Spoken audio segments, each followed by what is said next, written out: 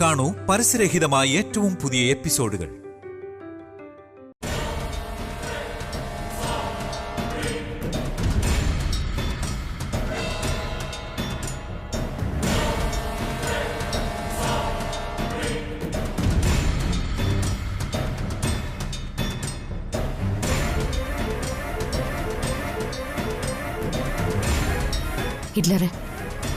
ഹിറ്റ്ലറിന്റെ മനസ്സിലെ സങ്കടം എനിക്കറിയാം. പക്ഷെ എന്ത് ചെയ്യാനാ, സഹിച്ചല്ലേ പറ്റുള്ളൂ. സംഭവിക്കാനുള്ളതൊക്കെ സംഭവിച്ചു. അതിന്റെ പേരിൽ ഇങ്ങനെ ടെൻഷനായിട്ട് എന്താ കാര്യം? ഹിറ്റ്ലറെ ഈ രാത്രി അതിന്റെ വഴിക്കങ്ങ് പോവും. നാളെ നേരം വെളുക്കും, പകലും പോവും, പിന്നെയും രാത്രി വരും. സങ്കടങ്ങളൊക്കെ ഉള്ളിലുണ്ടെങ്കിലും നമുക്ക് ജീവിച്ചല്ലേ പറ്റുള്ളൂ. അതുകൊണ്ട് സമാധാനിക്കുക. ഒന്നുമില്ലെങ്കിലും ഗൂഗിൾ ഒരു ആൺകുട്ടിയല്ലേ, കുറച്ചൊക്കെ വേദന സഹിക്കാനുള്ള മനക്കരുത്ത് അവനുണ്ട്. നിനക്ക് അത് വളരെ വേഗം പറഞ്ഞു തീർക്കാൻ കഴിഞ്ഞു. പക്ഷേ അവരെന്റെ കുട്ടികളാ. ഇന്നുവരെ അവരുടെ ദേഹത്തൊരു പോറല് പോലും വീഴാൻ ഞാൻ സമ്മതിച്ചിട്ടില്ല. എന്തിന്? ഞാൻ പോലും അവരെ തല്ലിയിട്ടില്ല. അത്രയ്ക്ക് അനുസരണയുള്ള കുട്ടികളാവര്. എന്നിട്ട് ഗൂഗിളിന്റെ കാല് തല്ലി ഒടിച്ചിട്ട് ഞാൻ സമാധാനമായിട്ട് ഉറങ്ങണമെന്നാണ് നീ പറയുന്നത്? പറ്റില്ല, എനിക്കത് പറ്റില്ല. ഇതിന്റെ കണക്ക് തീർക്കാതെ എനിക്ക് ഉറക്കം വരില്ല. ഹിറ്റ്ലറെ, നമുക്കിപ്പോ സമയം അത്ര നല്ലതല്ല. അതുകൊണ്ട് ഇതൊക്കെ സംഭവിക്കുന്നത്. അതുകൊണ്ട് ഞാൻ മിണ്ടാതിരിക്കണം? മിണ്ടാതിരിക്കണമെന്നല്ല ഞാൻ പറഞ്ഞത്. ആ വിഘ്നേഷ് രണ്ടും കൽപ്പിച്ചു തന്നെയാ. അവൻ നേരത്തെ എന്നെ ഫോൺ ചെയ്തായിരുന്നു. നിന്നെ ഫോണിൽ വിളിച്ചോ? എന്നിട്ട് എന്തു പറഞ്ഞു? അത് പിന്നെ പറ, അവൻ എന്താ പറഞ്ഞത്? ഇതൊരു തുടക്കമാണെന്ന് നിങ്ങളോട് പറയാൻ പറഞ്ഞു. ഹിറ്റ്ലറെ, എനിക്ക് പേടിയാവോ? ഇനി അവൻ ഇതുപോലെ നമ്മുടെ ബാക്കിയുള്ള മക്കളെയും എന്തെങ്കിലും ചെയ്യോ?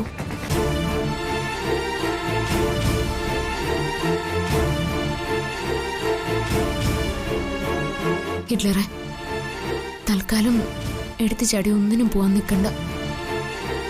അവനിതിന് തിരിച്ചടി കൊടുക്കുക തന്നെ വേണം. പക്ഷെ അതിന് യുക്തമായൊരു സമയം തിരഞ്ഞെടുക്കണം. എന്നിട്ട് അവനോട് പകരം ചോദിക്കണം.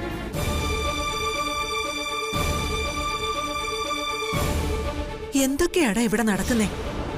ഇന്നേ വരെ ഈ വീട്ടിൽ ആർക്കും നേരെ പുറത്തു നിന്ന് ഒരാളും കൈ ഉയർത്തിയിട്ടില്ലേ. ഇപ്പോ അവൻ എന്റെ കുട്ടിയുടെ കാല് തല്ലി ഒടിച്ചിരിക്കുന്നു. ഇങ്ങനെ പോയാ നിന്റെ മക്കളെ ഓരോരുത്തരെ അവൻ ഇല്ലാതാക്കും. അതിനു മുമ്പ് എന്തെങ്കിലും ചെയ്യണ്ടേ? അമ്മ വിഷമിക്കണ്ട. ചെയ്യേണ്ടതൊക്കെ കൃത്യസമയത്ത് ഞാൻ ചെയ്തോളാം.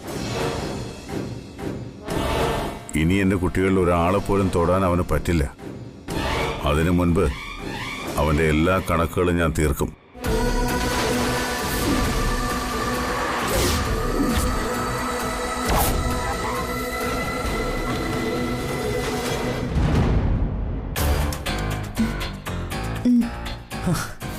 ഇതെന്താ കഞ്ഞിയോ? എനിക്കെന്താ മാറാ രോഗം വല്ലതോണം? എന്റെ പെണ്ണെ, എനിക്ക് വല്ലതും കട്ടിയായിട്ട് കഴിക്കാൻ താ. അങ്ങനെ ഇപ്പൊ കട്ടിയായിട്ടൊന്നും കഴിക്കണ്ട. ഇത് ആശുപത്രിയാ. ഇപ്പൊ ഈ കഞ്ഞി അങ്ങ് കുടിച്ചാൽ മതി. അതിനെന്തിനാ നിന്റെ കണ്ണ് കറയുന്നത്? കരയണ്ട, ഞാൻ കഞ്ഞി കുടിച്ചോളാം.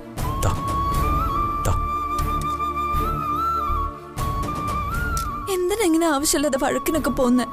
എന്തെങ്കിലുമൊക്കെ സംഭവിച്ചിരുന്നെങ്കിൽ നമ്മുടെ ജീവിതമല്ലേ ഇല്ലാതാവുന്ന? അതിനൊന്നും സംഭവിച്ചില്ലല്ലോ. പിന്നെ ഈ കാലൊടിഞ്ഞതോ, ഇങ്ങനെ പ്ലാസ്റ്റർ ഒക്കെ ഇട്ട് കിടക്കുന്നതോ, ഇതൊക്കെ ഒന്നും പറ്റാഞ്ഞിട്ടാണോ? താരെ, എനിക്ക് എന്തെങ്കിലും പറ്റിയാ നിനക്ക് സഹിക്കാൻ പറ്റില്ലെന്ന് എനിക്കറിയാം. പക്ഷെ ചില കാര്യങ്ങളിൽ നിന്ന് നമുക്ക് ഒഴിഞ്ഞു മാറി നിൽക്കാൻ പറ്റില്ല. അറിയാതെ നമ്മൾ അതിന്റെയൊക്കെ ഭാഗമായി പോവും. അതെ, ഭാഗമായി പോവും. അന്ന് തല്ലാൻ വന്നിട്ട് വീട്ടിൽ വന്ന് ഞങ്ങളെ കാണാതെ പോയ ആൾക്കാരല്ലേ നിങ്ങൾ മൂന്നുപേരും? അതെ, DK എന്ത് പറഞ്ഞാലും അതനുസരിക്കാൻ ഞങ്ങൾ കടപ്പെട്ടവരാ. അങ്ങനെയാണെങ്കിൽ DK ചാവാൻ പറഞ്ഞാൽ നിങ്ങൾ ചാവുവോ? ഡി കെ അങ്ങനെ പറയില്ലെന്ന് നിനക്കറിയില്ലേ? നമുക്ക് വേണ്ടി മരിക്കാൻ വരെ ഡി കെ തയ്യാറാ. ഏത് അപകടത്തിന് മുന്നിലും ഡി കെ നമ്മളെ സംരക്ഷിച്ചിട്ടേ ഉള്ളൂ. ആ ഡി കെക്കെതിരെ ഒരുത്തൻ യുദ്ധം ചെയ്യാൻ വന്ന അവനെ നേരിടേണ്ടത് ഞങ്ങളുടെയും കൂടെ കടമയല്ലേ? അതുകൊണ്ടാ അന്ന് ഡി കെയോട് പോലും പറയാതെ ഞങ്ങൾ വന്നത്. പക്ഷേ ഞങ്ങൾ വന്നപ്പോഴേക്കും ഡി കെ ഞങ്ങളെ കണ്ടുപിടിച്ചു, പിന്നെ ഒപ്പം കൂട്ടി. അതും ഞങ്ങൾ ഒരുപാട് നിർബന്ധിച്ചിട്ടാ. ഗോകുലേട്ടന് അതൊക്കെ പറയാം, എന്റെ ഉള്ളു കത്തിയത് എനിക്കേ അറിയൂ. താരെ, ഭാര്യയ്ക്ക് ഭർത്താവിനോടും ഭർത്താവിനും ഭാര്യയോടും തമ്മിൽ ആത്മാർത്ഥമായ സ്നേഹം ഉണ്ടാവണം. പക്ഷേ സ്വന്തം കുടുംബം അതിനേക്കാളൊക്കെ വലുതാണ്. ആ കുടുംബവും അവിടെ ഉണ്ടാവുന്ന പ്രശ്നങ്ങൾ കൂടി മനസ്സിലാക്കേണ്ട ബാധ്യത നമുക്കുണ്ട്. അപ്പോ ഞാനൊന്നും മനസ്സിലാക്കുന്നില്ലെന്നാണ് ഗോകുലേട്ടൻ പറയുന്നത്? ആ വിഘ്നേശനെ ഇഞ്ചിഞ്ചായിട്ട് കൊല്ലണം തന്നെ എന്റെ മനസ്സില്. പക്ഷെ അതിന്റെ പേരില് പ്രതിയായിട്ട് ഗോകുലേട്ടൻ ജയിലിൽ അങ്ങനെ പോയേണ്ടി വന്ന അതെനിക്ക് സഹിക്കാൻ പറ്റില്ല. എനിക്ക് നിങ്ങളില്ലാതെ ജീവിക്കാൻ പറ്റില്ല ഗോകുലേട്ട. നീ പേടിക്കണ്ട, ഇനി നിന്നെ വിട്ട് ഞാൻ എങ്ങും പോകുന്നില്ല. നിന്നോട് പറയാതെ ഒന്നും ചെയ്യുന്നുമില്ല. പോരെ? മതി.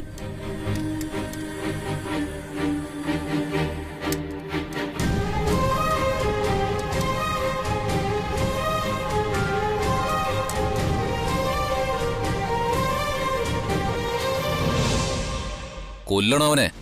അതെ, അതിക്കുറഞ്ഞ ഒരു ശിക്ഷ അവൻ അർഹിക്കുന്നില്ല. എവിടുന്നോ വന്ന ഒരുത്തൻ ഡി കെ തോൽപ്പിക്കാൻ നമ്മുടെ കുടുംബത്തിനകത്ത് കയറി നമ്മളിൽ ഒരാളെ കൊല്ലാൻ ശ്രമിച്ചു. അവൻ ആരായാലും എത്ര വലിയവനായാലും അവനെ വെറുതെ വിടാൻ പാടില്ല. ഗോകുല് പറഞ്ഞത് കേട്ടോ? ആ മൂർത്തി അവനാ കാല് തല്ലി ഒടിച്ചെന്ന്. വിഘ്നേഷ് അത് കണ്ട് രസിക്കായിരുന്നു. വിഘ്നേഷിന് മാത്രമല്ലല്ലോ, ആ മൂർത്തിക്കുണ്ടല്ലോ നമ്മളോട് പക. നമ്മളിൽ 3 പേരിൽ ഒരാളെ ഇങ്ങനെ ചെയ്തിട്ട് അവനെ രക്ഷപ്പെടാൻ അനുവദിക്കരുത്. ഞാനെല്ലാം കേട്ടു. അവന് തിരിച്ചടി കൊടുക്കണം, ഇല്ലെങ്കിൽ അവൻ ഇനിയും നമുക്ക് നേരെ വരും. പക്ഷെ അത് എടുത്തു ചാടി വേണ്ട, വളരെ ആലോചിച്ചിട്ട് വേണം. ഇനി ആലോചിക്കേണ്ട കാര്യമൊന്നുമില്ല. ഗോകുലിന്റെ ഒരു കാലിന് പകരം അവന്റെ 2 കാലും തല്ലി ഓടിക്കണം, അല്ലെങ്കിൽ കൊല്ലണം അവനെ. നിങ്ങളുടെ മനസ്സിലെ വൈരാഗ്യം എത്രത്തോളം ഉണ്ടെന്ന് എനിക്കറിയാം. പക്ഷെ ഒന്ന് നിങ്ങൾ ഓർത്തോ, ഇതുവരെ ഡി കെയുടെ ചിറകിനടിയിൽ നിങ്ങൾ എല്ലാവരും സുരക്ഷിതരായിരുന്നു. പക്ഷെ ഇപ്പോ ആ സുരക്ഷിതത്വത്തിലേക്ക് കടന്ന് നമ്മളെ ഉപദ്രവിക്കാൻ തക്കവണ്ണം ബലമുള്ള ഒരു ശത്രു വന്നിരിക്കുക.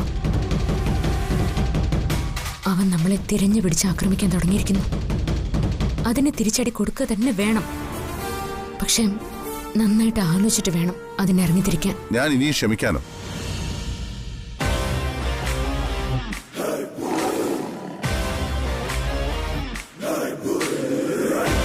ഹിറ്റ്ലറെ, നിങ്ങൾ എങ്ങോട്ട് പോയി രാത്രി? എങ്ങോട്ടാണെന്നൊക്കെ പറയാം. വടാ. ദേ, വിഘ്നേഷിനെ കൊല്ലാനുള്ള പോക്കാണെങ്കിൽ അത് വേണ്ട. കൊല്ലും കൊലയായിട്ട് ഇനി അങ്ങോട്ട് പ്രശ്നങ്ങൾ ഉണ്ടാക്കണ്ട. പിന്നെ എന്ത് ചെയ്യണമെന്നാ നീ പറയുന്നത്? ഗോകുലിനെ ഇത്രയും ചെയ്ത് അവനോട് പോയി സമാധാനം പറയണമെന്നാണോ? സമാധാനം പറയണമെന്നല്ലല്ലോ ഞാൻ ഉദ്ദേശിച്ചത്. അവന് തിരിച്ചടി കൊടുക്കണം തന്നെയാ. പക്ഷെ അത് കുറച്ചുകൂടി കഴിഞ്ഞിട്ട് പോരെ? നോ, ചെയ്യേണ്ട കാര്യങ്ങൾ ചെയ്യേണ്ട സമയത്ത് ചെയ്തിരിക്കണം. അല്ലെങ്കിൽ പിന്നീട് അത് ഒരിക്കലും നമുക്ക് ചെയ്യാൻ കഴിഞ്ഞെന്ന് വരില്ല.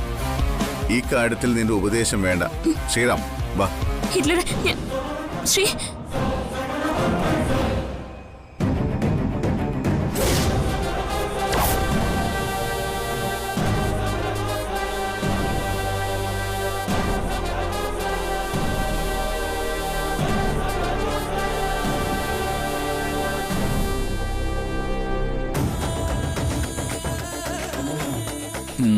കൊള്ളാം കൊള്ളാം മൂർത്തി.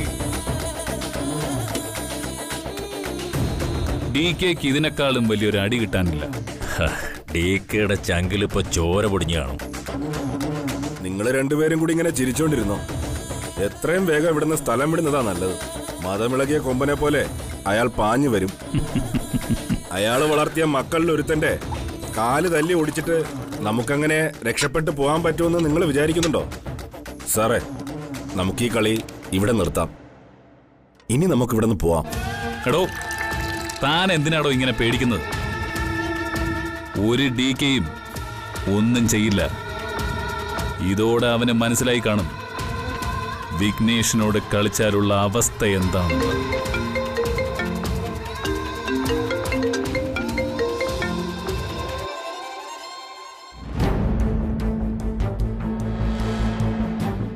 അവിടെ നിൽക്കുക, ഞാനിപ്പോ വരാം. ഡോ, എന്നാ പിന്നെ നമുക്ക് ഇറങ്ങിയാലോ? മൂർത്തി, ഇറങ്ങട്ടെ? ആടോ.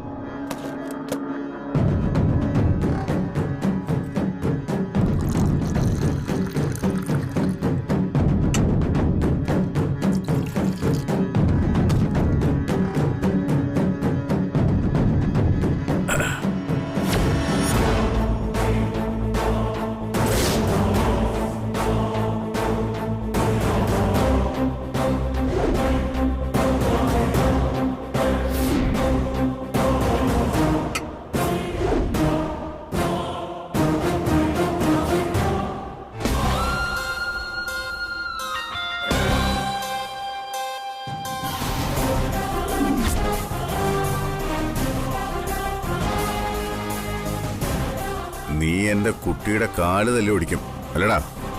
നീ പകരം ചോദിക്കാൻ വന്നാണോ? മൂർത്തി, നിന്നോട് ക്ഷമിക്കാനുള്ളതിന്റെ അങ്ങേ അറ്റം വരെ ഞാൻ ക്ഷമിച്ചു. നീയും കൂടെ ചേർന്ന് എന്റെ വീട്ടിലുള്ള ഒരാളെ തട്ടിക്കൊണ്ടുപോയി ഉപദ്രവിച്ചു. ഇപ്പൊ നീ എന്റെ കുട്ടിയുടെ കാല് തല്ലി ഓടിച്ചു. ഇതൊക്കെ അങ്ങ് ക്ഷമിക്കാൻ മാത്രം എനിക്ക് അത്രയ്ക്ക് വലിയ വിശാലമായ മനസ്സൊന്നുമില്ല. ഏത് കോടതിയിൽ നിന്നും ചിലപ്പോൾ നീ രക്ഷപ്പെട്ടെന്ന് വരും. പക്ഷേ എന്റെ കയ്യിൽ നിന്ന് നീ ജീവിതത്തിൽ രക്ഷപ്പെടില്ല. നിന്നെ എന്ത് ചെയ്യണമെന്ന് ഞാൻ തീരുമാനിക്കും.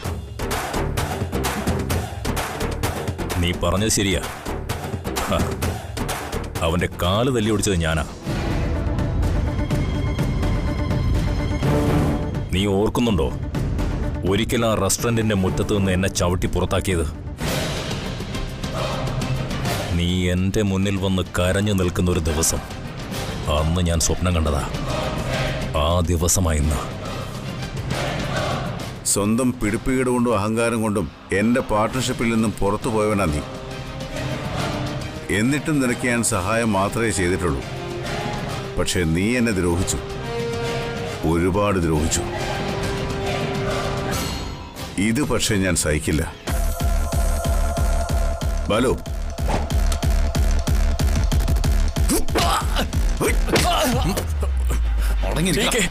എന്നെ ഒന്ന് ചെയ്യരുത് ശ്രീറാം.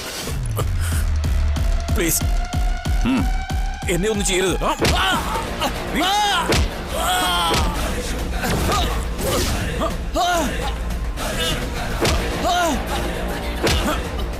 എന്നെ ഒന്നും ചെയ്യരുത്.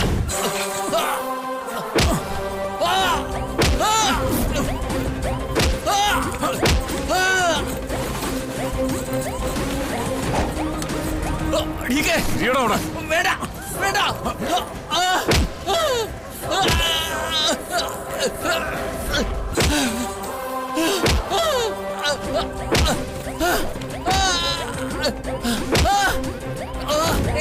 എല്ലാം വിഘ്നേഷ് പറഞ്ഞിട്ടോ?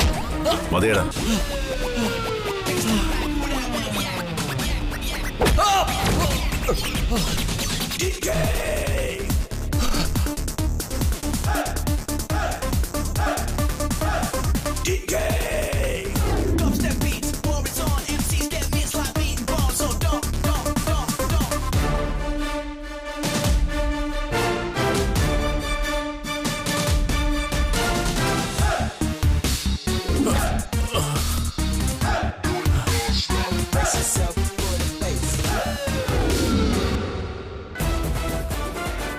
അയ്യോ അയ്യോ അയ്യോ, പതുക്കെ.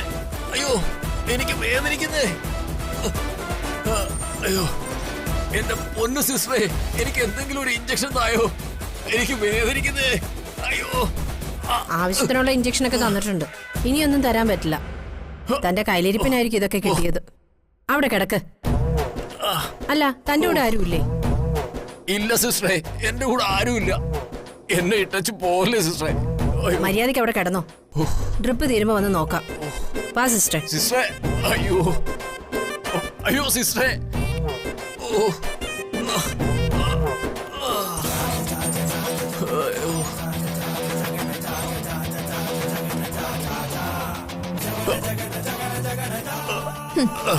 ആഹാ, അവന്റെ ഒരു കിടപ്പ് കണ്ടില്ലേ?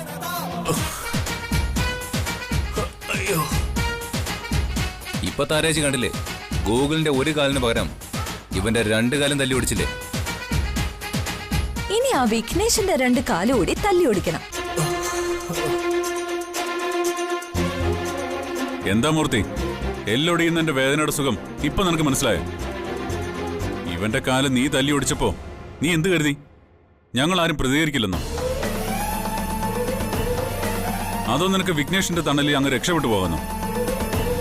നീ എവിടെ പോയി ഒളിച്ചിരുന്നാലും ഞങ്ങൾ നിന്റെ ഈ കാല് ഇതുപോലെ തല്ലി ഓടിച്ചാനെ.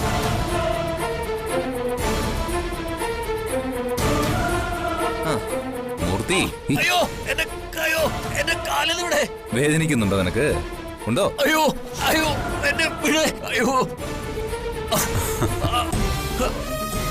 ഇപ്പൊ എങ്ങനെ, നല്ല സുഖമുണ്ടോ? അപ്പൊ നിനക്ക് വേദനിക്കും അല്ലേ? ഇപ്പൊ എങ്ങനെയുണ്ടോടാ മൂർത്തി?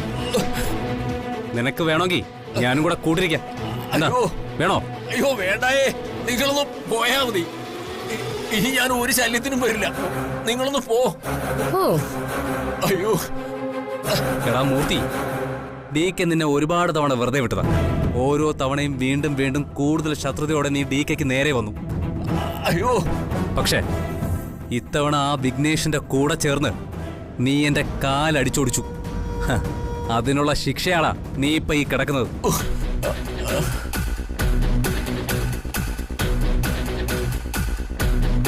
ഇനി ഇവിടെ നിന്ന് അങ്ങോട്ട് നിനക്ക് തൃശ്ശൂർ പൂരാ. എന്നെ ഒന്നും ചെയ്യില്ലേ? ഇതിനകത്ത് വെച്ച് വേണേ നിന്നെ തീർക്കാം. പക്ഷേ ഇപ്പോഴും ഞങ്ങൾ നിന്നെ വെറുതെ വിടുക.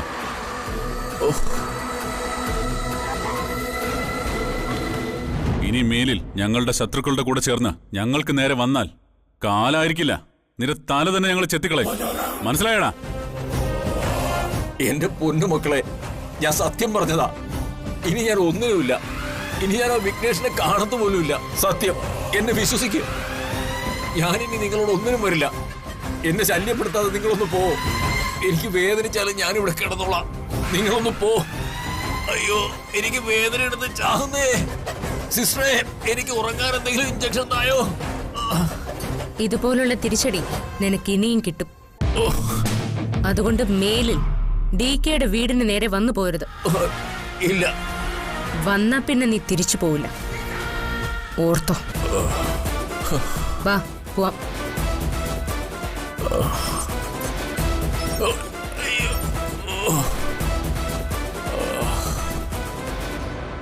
എന്റെ കുട്ടിയുടെ ദേഹത്ത് കൈവച്ചിട്ട് അവനെ പിന്നെ വെറുതെ വിടണോ?